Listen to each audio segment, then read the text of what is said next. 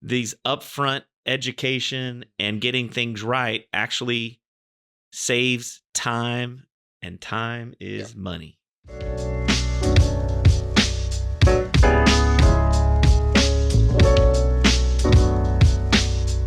Welcome back to another episode of the second season of the Your Project Shepherd podcast. I'm your host, Curtis Lawson, and if you've listened before, you've heard me say this before, we believe that every successful project has 4 key components, which are represented by this simple child's drawing of a house.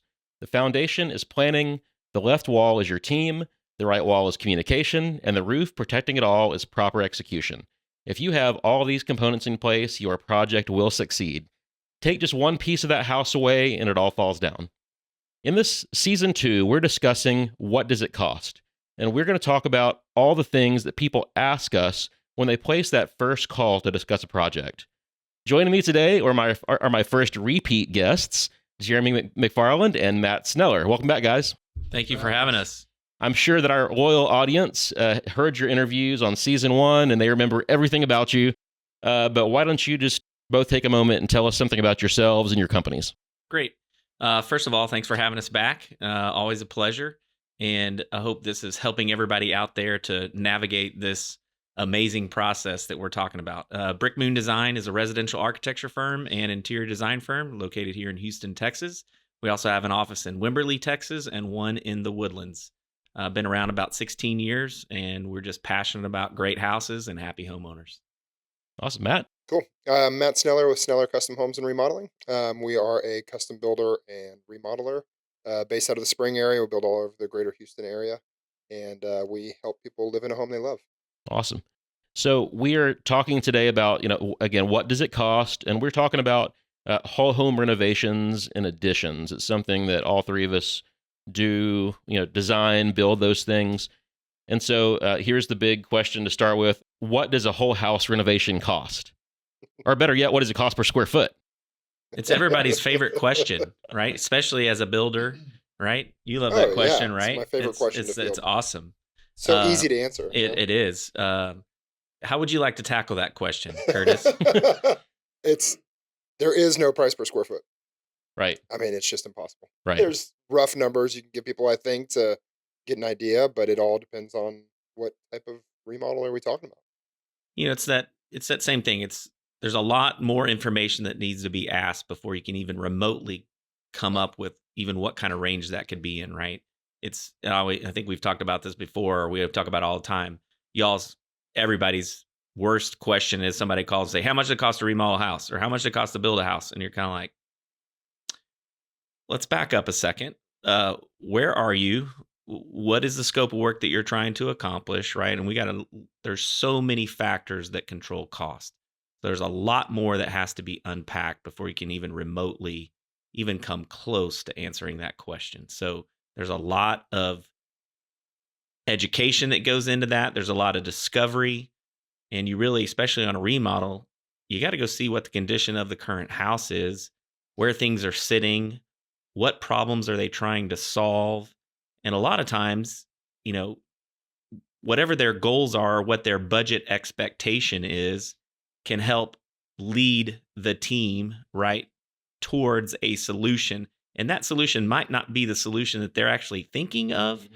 But again, there's so many factors that do that. So it's really a process to get there. And it's one of those questions that I always laugh when talking to clients. I might even say something like, it's going to sound like I'm trying to avoid this question that you just asked. But it's a great question. It's one that we need to discuss, right? But I don't know anybody that could answer your question right now. Yeah. There's not enough information. Yeah. Matt, we talked about before, price per square foot is kind of a bad way to approach this. But at least with new construction, you've got kind of like a range that you can give, or a starting point. So, I mean, I'm not going to say, you're not going to say, I can build a house for $300 a square foot or $250, whatever. We're not going to say that. Yeah. But just based on experience, we at least know there's like a range. Like based on past projects, typically we start at X dollars a square foot. That's new construction. Renovations, totally different. And so why is that like so much harder to do on renovations?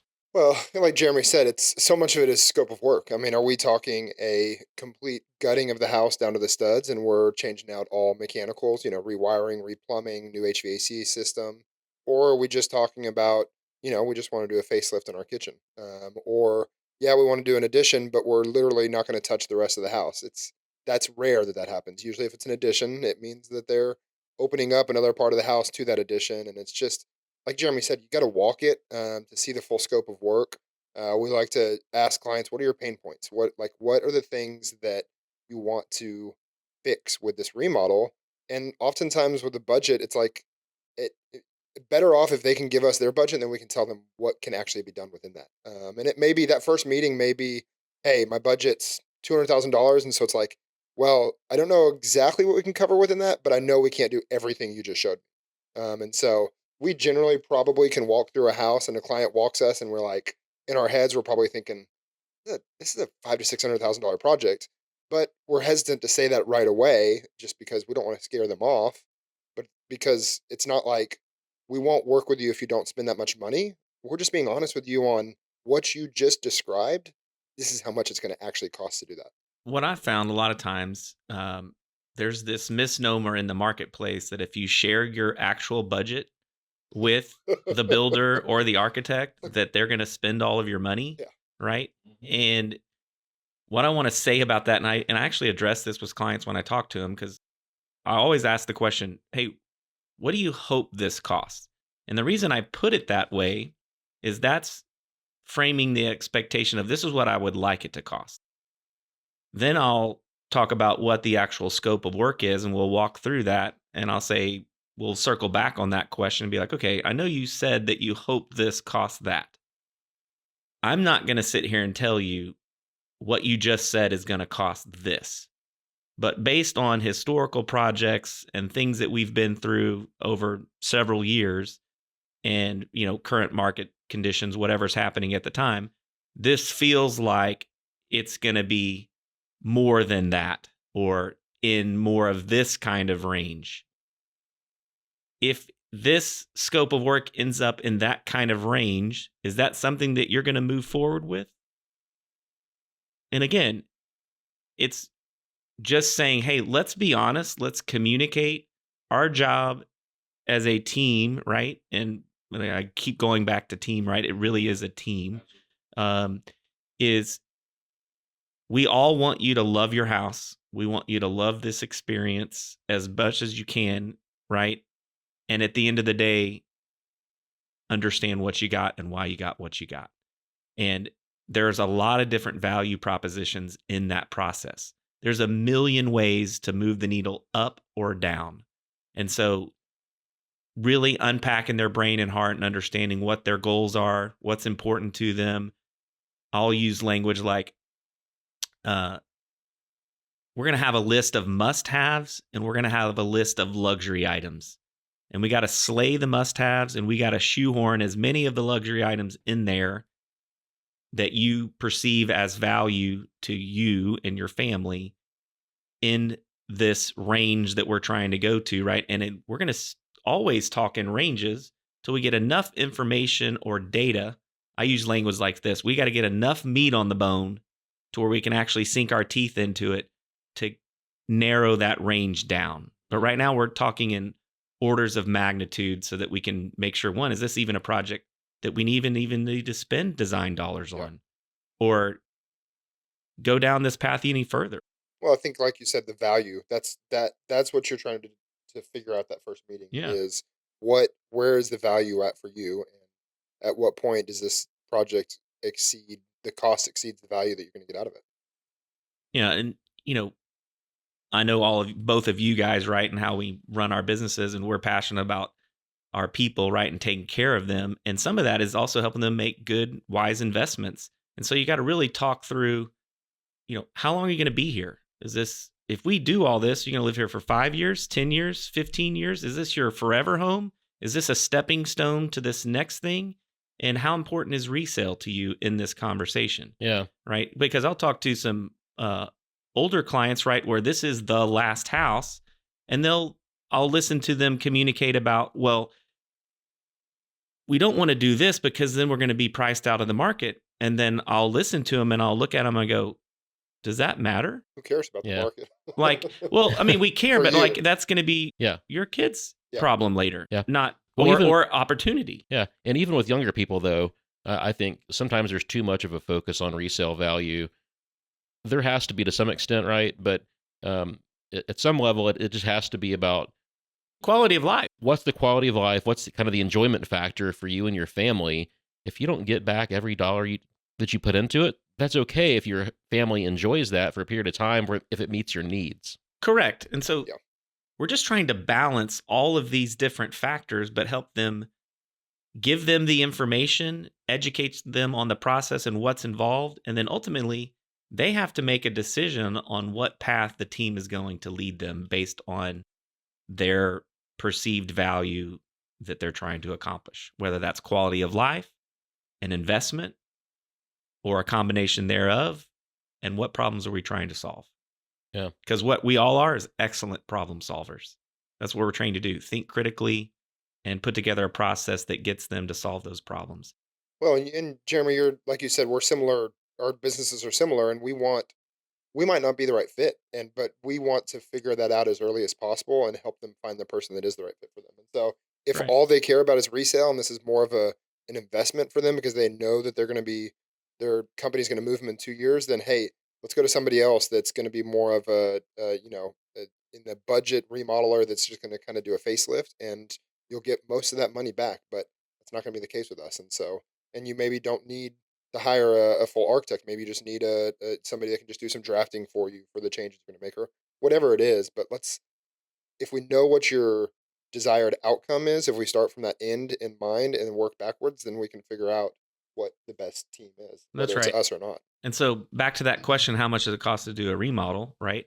Well, all of those factors equal different end destinations, right? So if we're just doing a get in, get out, well, as you guys know, the sticks and the bricks kind of cost what the sticks and the bricks cost, right? But there are different labor costs. There's different percentages of profits. There's different quality and craft, right, that go into these projects, right? And so you have to kind of understand all of those parameters to be able to execute and get to a finish line where people understand and are comfortable with what the end game is.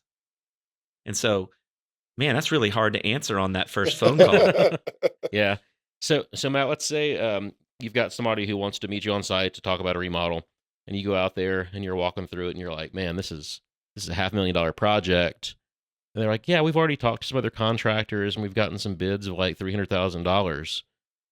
When someone's talking to different contractors, different remodeling companies, how on earth could the same project cost, $300,000 or $500,000? Like, what are those things that like one guy might be including, the other guy's not?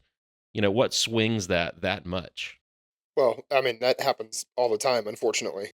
Just because, like we said, there's what are we each, those rough numbers we're giving you, what are we each including and not including? And there's no telling. And so if I walked with you, yes, finishes make a huge difference, but honestly, the scope is what really is going to determine it. And maybe if you're telling me, even the word gutting, like you may tell one person, yeah, we want to gut the whole house, and that as a remodeler, that person hears, oh, we're going to redo all the finishes. But I hear, oh, we're taking it down to the studs, and we are redoing all mechanical systems. And on your example right there, that's a $200,000 difference, right? Just right there. And so, did we define that? And so that's why you get that team and you get into a detailed scope of work to where you actually know what you're doing. And so, what's hard is initially, obviously, the clients need to know that budget. And so, what we always will do is I'll walk with them and I won't give them any numbers when we walk, but then I'll have my estimator put together a rough budget. And it's not a detailed proposal, but it's broken down into bullet points. And so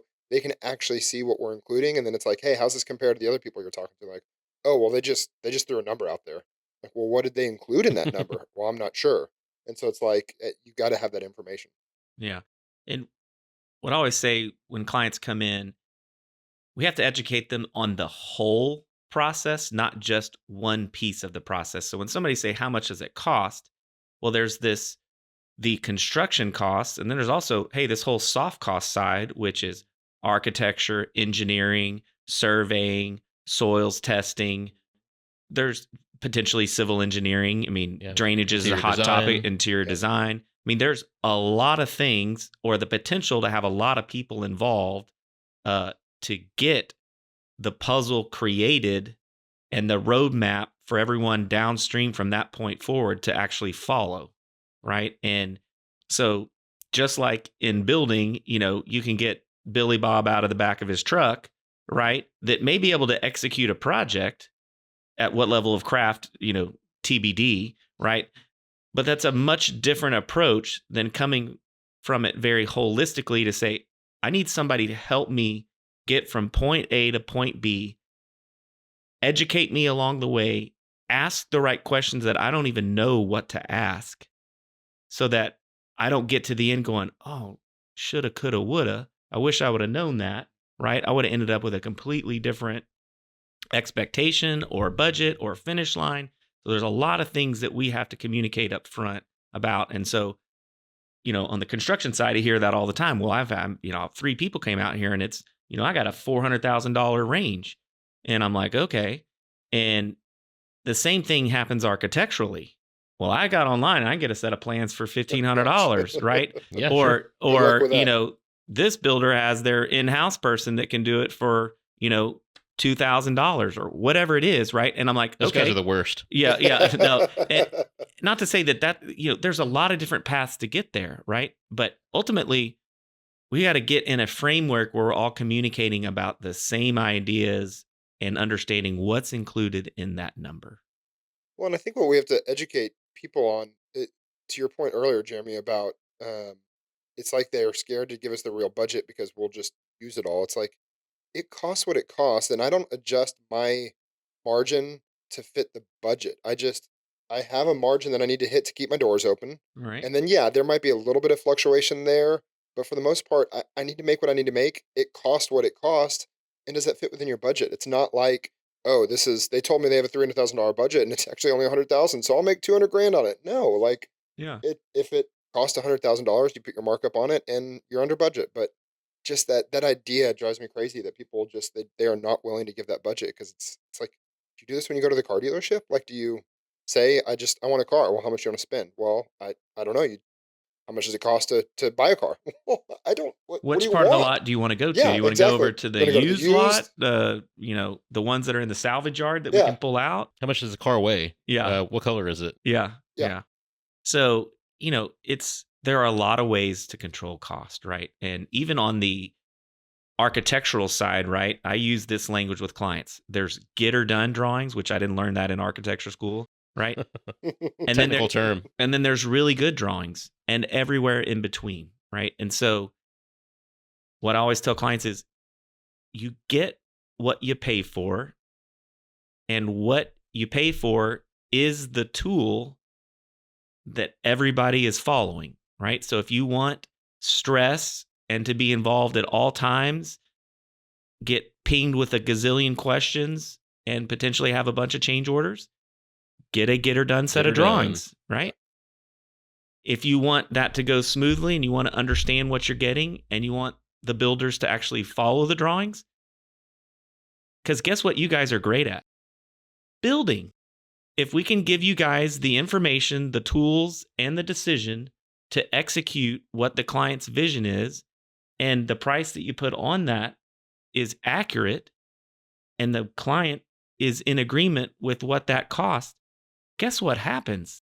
An amazing project comes together. Well, and those decisions have to be made no matter what. It's a question of, are you going to make it up front during the design phase when it's just on paper and it's super easy to change? Or are you going to wait and make it once I have actually built it and it costs double or triple to redo it? Like, Correct. let's make the decisions early. Yeah. And yeah, there's still going to be a few changes, but a lot less. And I mean, you have to make all those decisions sometimes. You might as well make it early. Yeah. It's going to be easier for you and cheaper. And I know what you guys, we do a lot of projects where a lot of different people, some people have done it, a couple of times, some people that have never done it. But it doesn't matter what their back experience is. We have to go through the same process. We still have to ask the same questions even though that project is unique and that client is unique, if we skip a step, that's where problems exist. Yeah. So, I mean, every house that we build, I love saying this, every house that we do is a prototype. If you're buying a production home out in the suburbs, that's not a prototype. That is, they built a model and then they repeated it 1,000 Right. times. We are designing a one-off. We are building a one-off, and trying to price a prototype from limited information is not a good way to do it. Yeah. So what I think we all have understood and kind of lead our clients through is we got to get into a process. We got to get into some good communication, and we got to walk through these steps to where we can answer your question appropriately. But if you share a realistic budget of what you're trying to get to, now we can put on our thinking caps and say, is it even possible to even get close to where you think you want to be to get this scope of work accomplished? And so I always say we need to get into some orders of magnitude, right? And from this is what I hope it cost to this, and I use this language with clients, and it's kind of a weird way to put it, but I just blow right past it. And I go, this is what you hope it cost. What's your threshold of pain, right? And I mean that from the sense of we hardly ever end up where you hope it costs, right? Because here's what I know about all human beings. We all want more than what we want to spend, including myself doing my own house, right?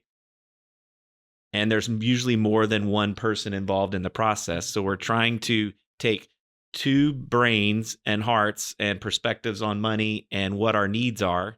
And we're trying to bring that together to please and accomplish their goals collectively, and also land that plane at a price and a value proposition that everybody's on board with. It's simple. It's No problem. I always say this in the office with people. I say, hey, we love our job, and we do, right? And we have a simple vision: great houses, happy homeowners. Very simple statement, very complex in execution. Oh, yeah. And so, whether it's engaging with the architect or engaging with the builder, or both, I mean, we recommend engaging with everybody as early as possible. You might go to the builder first, you might go to the architect first, but get the whole team together early. And, you should expect to pay for that time. If you value the time of the people that you're getting that information from, you have to pay for it. So, free estimates that are kind of based on that one-time walkthrough, that's just not going to capture all the information. It's not going to give you all the information, because if a contractor is working for free, what's his impetus to give you accurate information, right? He's just trying to get the job. Right. So it's like if somebody asked you to do a free design, how much effort are you actually going to put into that? Zero. Yeah, exactly. Yeah. I mean, we've got to the point where, honestly, with the amount of people that call our office, I could literally never be in the office and always be at a house giving away information. And so and I love doing that because I enjoy speaking with clients and helping them get decisions made and moving them towards a path, right, to where we can actually get a project done.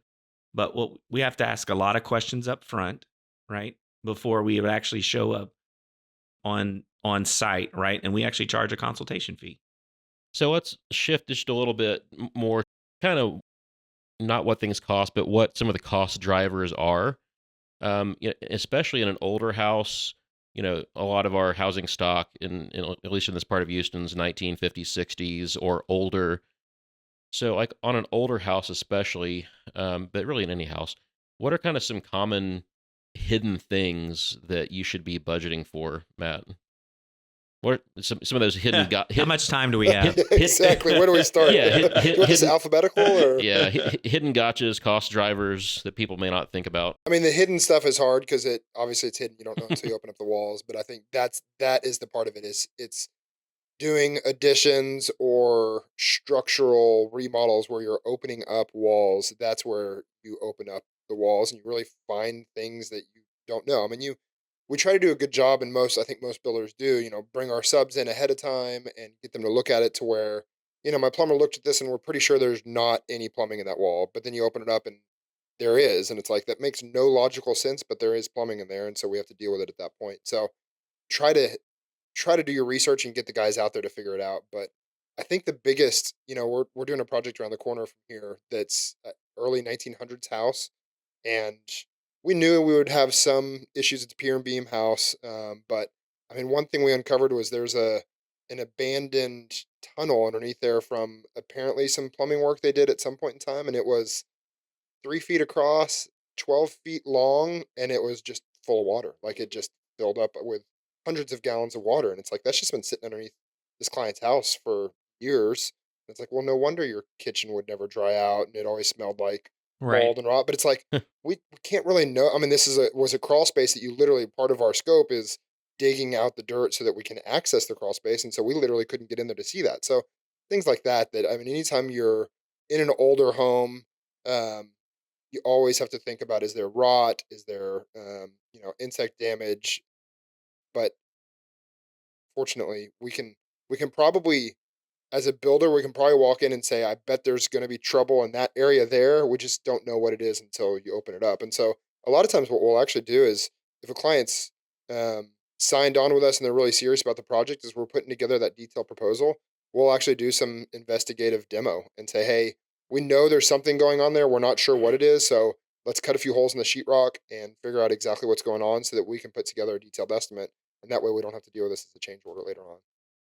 Yeah, I found that kind of the older the homes, the more important the investigative demo Yeah. is, because there's a lot of times, especially if we're opening up walls, it's a 2-story or a 1-story.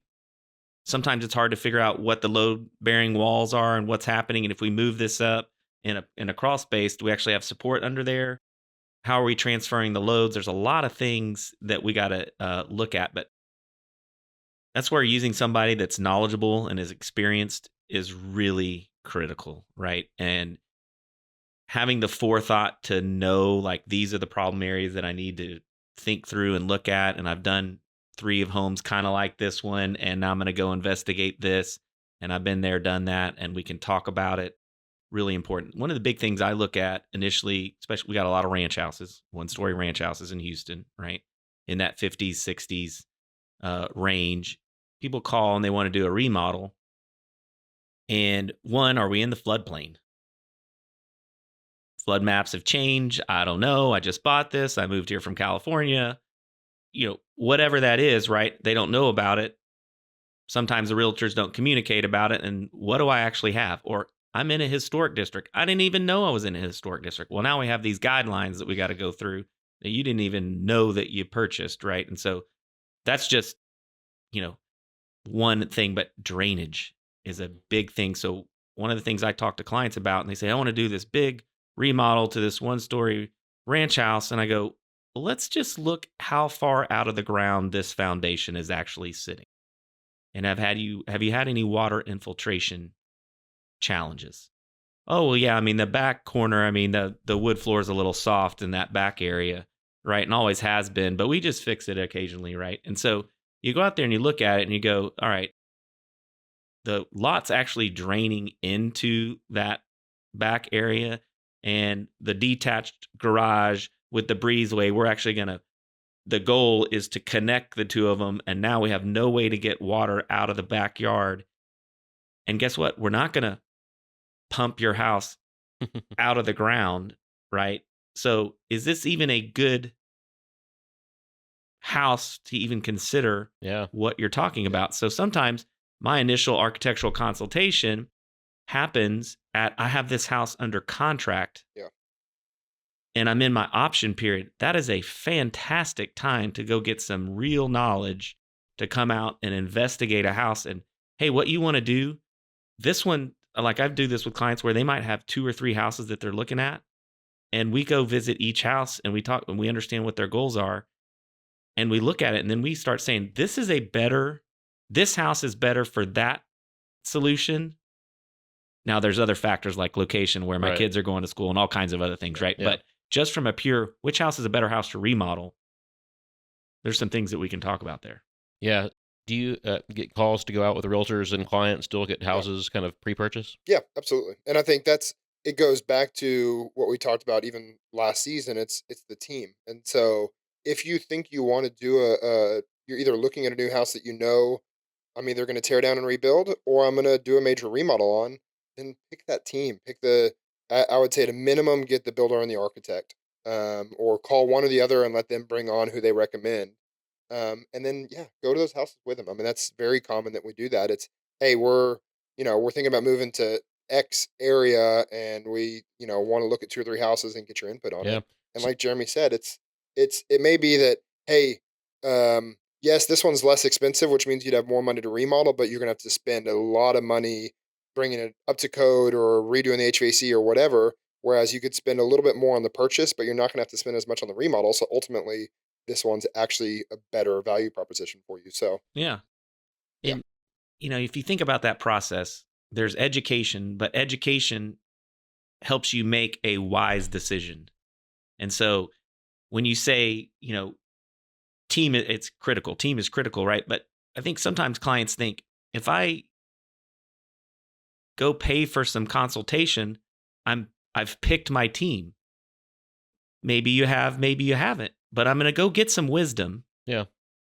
And I get to date that team for a little bit for not a crazy expense. Yeah, you're just kind of buying them dinner. Right. Dinner is analogy. great. I know Curtis likes steak, but no, literally, that is really wise information that allows you to get to know some people, see what their communication style is, how do they think about things. Is this going to be a good team that I like and that I want to, it's kind of like, if it's not good on the first date, it's not going to get better from there, right? Right. So it's an easy entry into helping you select your team ultimately. But you as the homeowner, you need some good information to make a wise decision. Yeah. And so that kind of pre-purchase time, if you're buying a house, spending, an hour or whatever your fee is for a site visit, paying for an hour of your time, an hour of my time or Matt's time, spending a few $100 now could keep you from making that bad decision that's going to cost you more money later. And you're like, man, I wish I hadn't bought this house. Right. Yeah. Or going in eyes wide open, knowing this is what I bought and I know what I'm getting myself into and I'm ready. Yeah. I mean, I think even with the kind of the pre-construction agreements and checking things out as much as possible, there's just always going to be some things that pop up. It's inevitable with remodeling.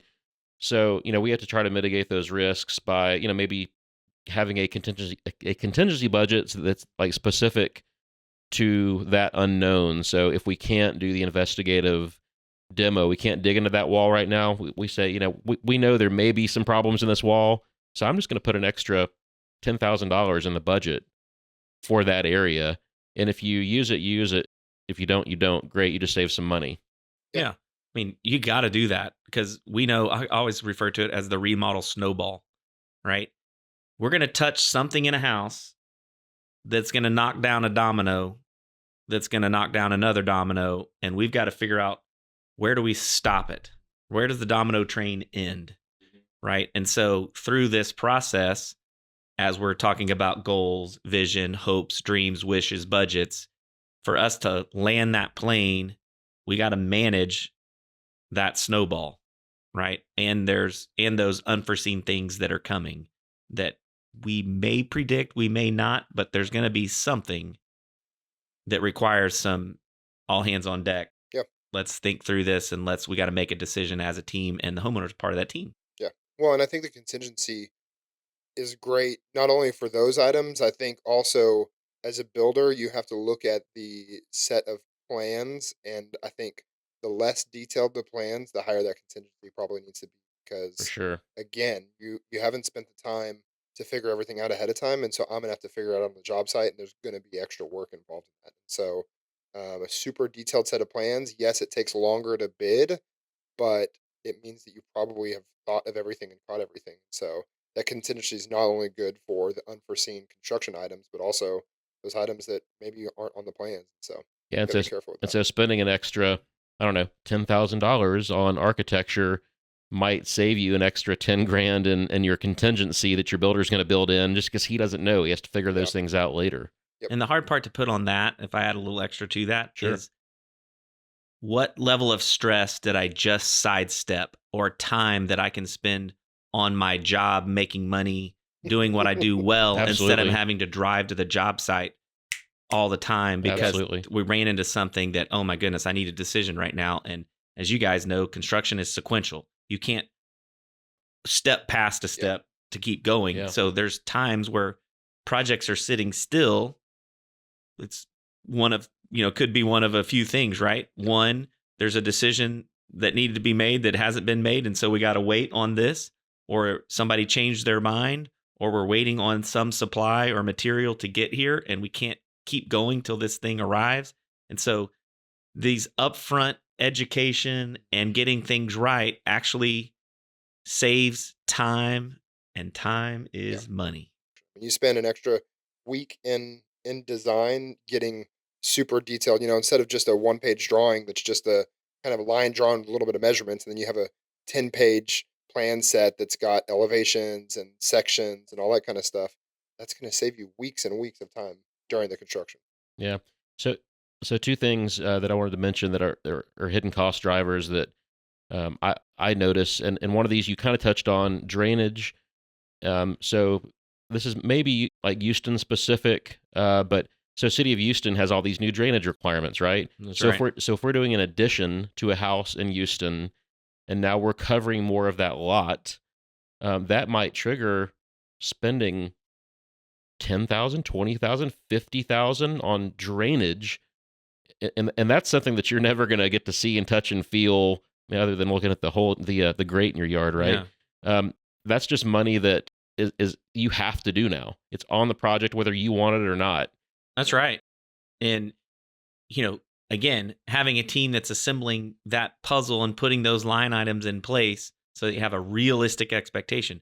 Nobody likes surprises, right? And especially financial surprises, right? So that's where, when we talk about how much does this project cost, we have to be looking at all those things that are coming your way, the client's way, so that, again, we have an informed decision. And nobody likes a $50,000 line item for drainage when I don't get to live in it, cook it, clean it, appreciate it, entertain in it, right? But it's a step that we don't even have a choice to skip. The other item that I think a lot of builders even just kind of gloss over this, and don't worry about it on a remodel, but if our friend Toner were here, we'd talk about this for sure, is when you remodel a whole house, let's say you gut a house and you move some walls around, change some windows out, you've affected that building envelope too. And so you have to think about, should I pull the brick off and put new sheathing, weather barrier, whatever on the house?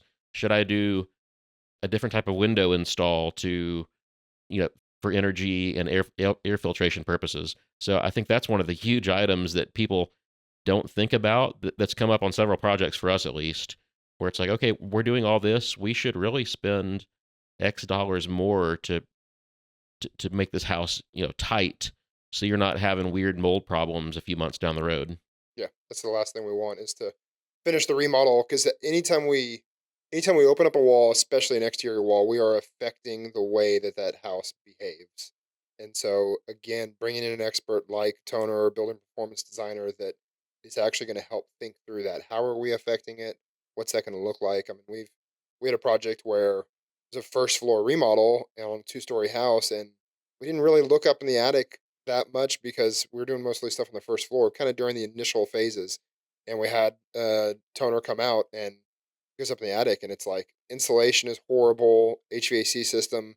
They thought it was okay because it wasn't that old, but it just was leaky and nasty. And so, I mean, that added, I think, 10% to the scope of work on the entire project, to the budget, but it had to be done. It was stuff that, even if they weren't aware of it, it would have had to be done at some point in time. And so it makes sense to do it while we're doing the remodel to make it as efficient as possible.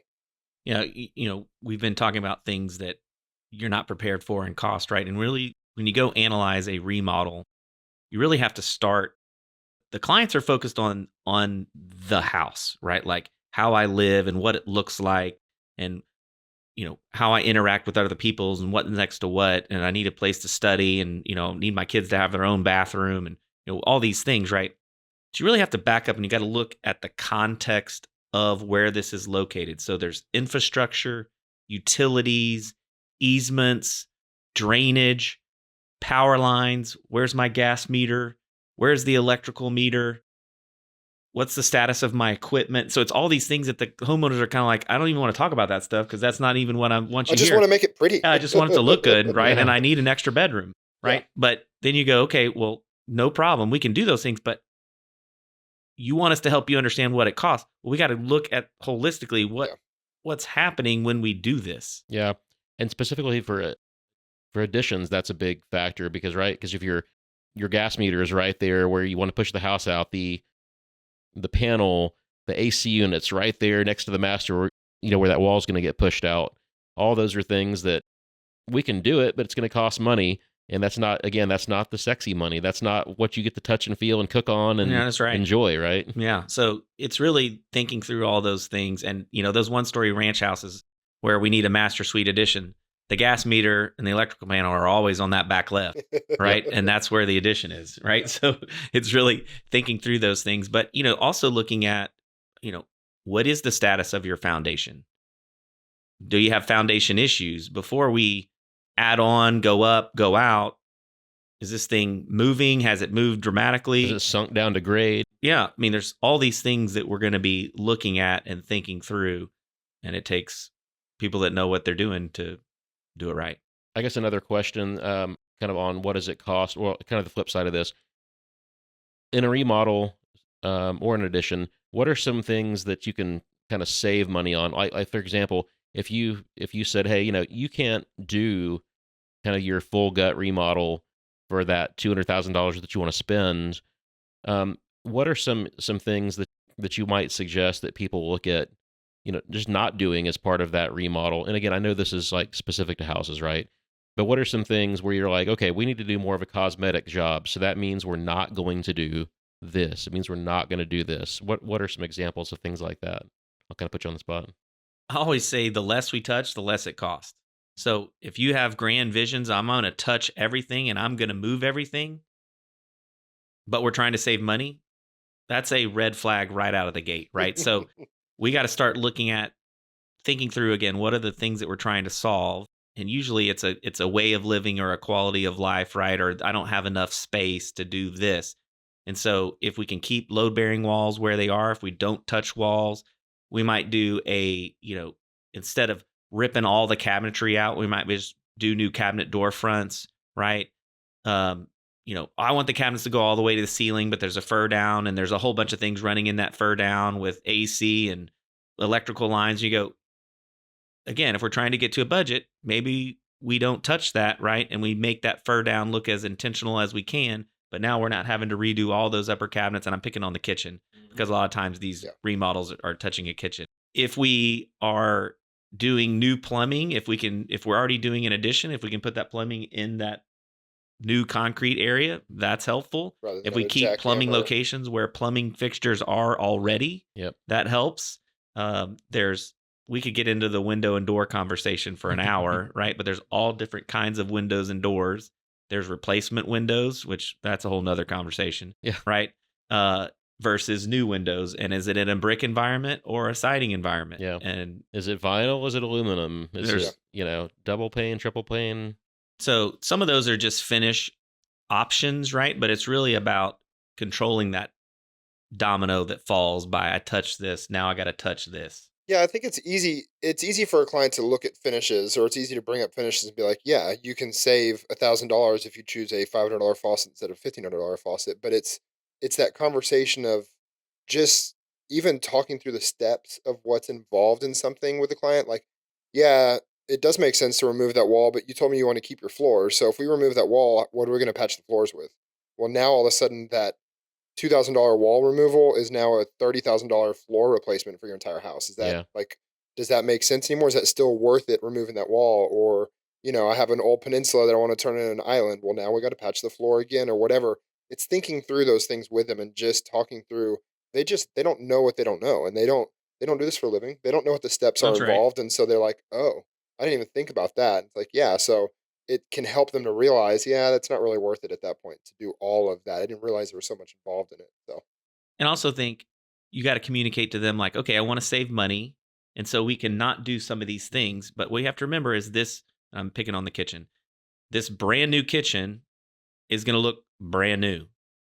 And it's going to collide with not brand new in a million places. So where do we stop painting? Yeah. Where do we stop sanding and finishing the floors? Where do we,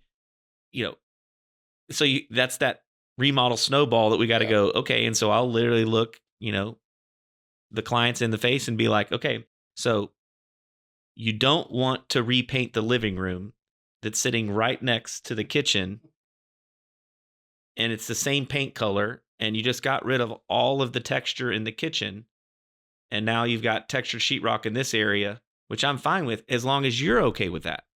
Yeah. And usually they go, no, it's not going to look that good.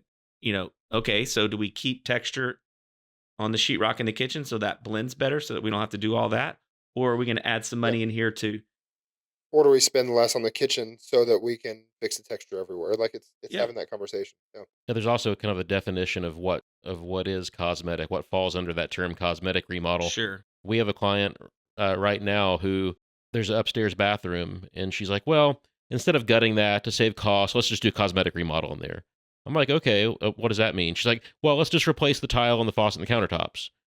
And and this is a 1920s. What are we keeping? Yeah. The cabinets? And this is a 1920s house. And so I was like, okay, well, if we replace the tile in your bathtub, we're going to have to replace the backer board, probably the insulation in the wall behind it. It will be dumb to leave the old galvanized pipe, the old valve and shower head and all that stuff. And on your countertop, okay, there's a sink built into that countertop. So we're going to do a new sink. We're going to do a new faucet. Now the city's going to make us rewire it because that electrical that's in that wall is not up to code. Now we're back to doing a full remodel in this bathroom. That's right. So it's not just cosmetic. It's, again, it's the domino that you talked about. We got to figure out where to stop that dropping. Yeah. But it's being that guide for the client and just helping them to, again, they don't know. And so just explaining that to them to help them to realize what's really involved in the process, helping them make the decision. It's not, we do like to try to, we're not just interested in spending our clients' money. Like, we will offer suggestions that are maybe an upgrade if we think it's something that you would truly get value out of. But we're also going to suggest things that are cost savings. Like, hey, I don't think it's worth it for you to spend the money on that. I think your money would be better spent over here, or let's just not spend that money at all. We talk clients out of things all the time. Yeah. Because it's what's right for the project, yeah, or their budget, or what they are trying to accomplish. I've talked my way out of jobs completely all the time. Yeah. No, I mean, it's got to work. I mean, at the end of the day, they need to like their house. It needs to come in at a price that they understand and are comfortable with. And if it's not going to get there, let's save ourselves a lot of pain and frustration, and let's just not do it, right? Or let's reframe what the goals are so that we can still accomplish that, right? And here's the thing that we just can't skip process. And a lot of our projects end up somewhere completely different than the initial conversation, not because we're trying to make it different, because the process informs and influences and uncovered all those things, adds value to where the homeowners can make decisions that work for them. And whether that's increasing the budget or decreasing the budget, depending upon what's happening, that's part of the process. Exactly. I had someone call me 2 months ago that wanted to add a big balcony onto the back of their home. So he engaged with us to figure all that out. And at the end of the day, it didn't make sense. We went through the process. We figured out what it was going to cost. And he's like, you know what? That's just not worth it.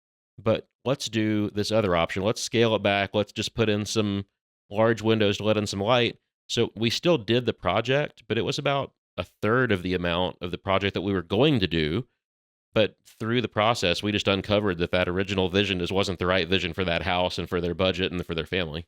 And what I always tell clients in the architectural process, you're gonna have to spend some money to get a concept or a few concepts on paper that might be running down some different paths to figure out what the right solution is and understand what these things might cost. So there's some of that's education, but the architectural process, we're trying to do it as efficiently as we can up front to determine what's the right path that we actually need to run down so that we spend the dollars. By the time you've done the architecture, got it engineered, got approved by the HOA, gone to permit, and then, now I'm going to send it out to bid or whatever. I mean, that's just backwards, twice right? As much as what I wanted to spend. So so the whole thing. it's maddening, right? Yeah. And that's the horror stories that are out there. Why everybody, I don't know if I want to remodel my house. I'm going to get a divorce, or I'm going to, all these things. Is like, look, if you go into it with the right team and you take the time to walk through the steps, get educated. Education for all of us costs money, correct? Yes, I know my kids are in the middle of it now. I know it costs money, right? But it's what enables you to make good decisions, right? And so that team is trying to do that as efficiently up front to help you. You're going to get educated one way or another, whether you pay for that education or whether you get that education with the School of Hard Knocks, right? That's right. And so that's part of the process. So same side, the worst question on the builder side is how much it costs to remodel this house. I don't know. How much does it cost to do the drawings for this house? What are we doing, right? And so, again, people always say, well, how do you, I'm looking for a fixed price contract on this remodel. I'm like, I don't even know what we're doing. How could I possibly give you if I do, it's going to be an insane number that you're not going to like anyway, right? Or we're going to work hourly and we're going to do it in small doses so that we can get some wisdom to make sure that, are we even spending your money going down the right path so that we get to the finish line with you loving it and understanding what it costs. Yeah. I think that's a great place to wrap up. We've been at this for a while, so I appreciate you guys being here again with me today. It's been great having you back. You're my first repeat guests. Awesome. I actually think that Matt was my very first guest. So we don't record and release these in order necessarily, but I think Matt was the first person that we recorded on the last season. I won't hold that against you, Curtis. I didn't know that. And now actually, likes best. Even though this is coming out second on this season, this is the first recording of the second season. So you're my number one on both times. There you go. You are number one. Well, thank you for inviting us back, man. It's been fun, and I think this is a much needed podcast and a great thing for clients that are out there, consumers that are out there looking to remodel or build. So. Thank you for having us. Yeah. I do want to say these are two really good builders, guys. But this is a story that needs to be told, and everybody's asking this question, right? So I thank you for opening it up and allowing us to speak into it. Of course. Why don't you guys shout out your websites and socials and all that stuff real quick? Okay. www.brickmoondesign.com. You can find us. We're on Facebook, Instagram, LinkedIn. Yeah, so we're SnellerCustomHomes.com, and same Facebook, Instagram, Pinterest, all the fun stuff. Yeah, House is a really good place too. I mean, we're kind of all over the place, right? But do you still have to say www? I don't think you do. I don't know. Kind of shows his age. I think it shows you're an old dude if you're saying www. I'm surprised he didn't say https// Where's the love? Just because I'm the second person to come to the show for the second season, you're going to throw me under the bus right now on that? How it is. I want you guys to look at the cameras really close. Who has the most gray hair? And look who has the most gray hair, because these old dogs are calling this dog old. So most of mine's in my beard. Most of them. Anyway. Well, so we'll be sharing a link, all your information in the podcast show notes and the YouTube notes and all that stuff, so people can find you guys. Thanks again for being here. And thank you for being with us as well on this second season, second episode of the Your Project Shepherd podcast. If you have any questions for me or for our guests, please email those to us. At the end of the second season, just like the first season, we'll do a Q&A episode where we'll answer some questions. And so whether it's this topic or anything, just shoot those to us at podcast@yourprojectshepherd.com, and we'll get to those. So we hope to see you all next time. Thanks.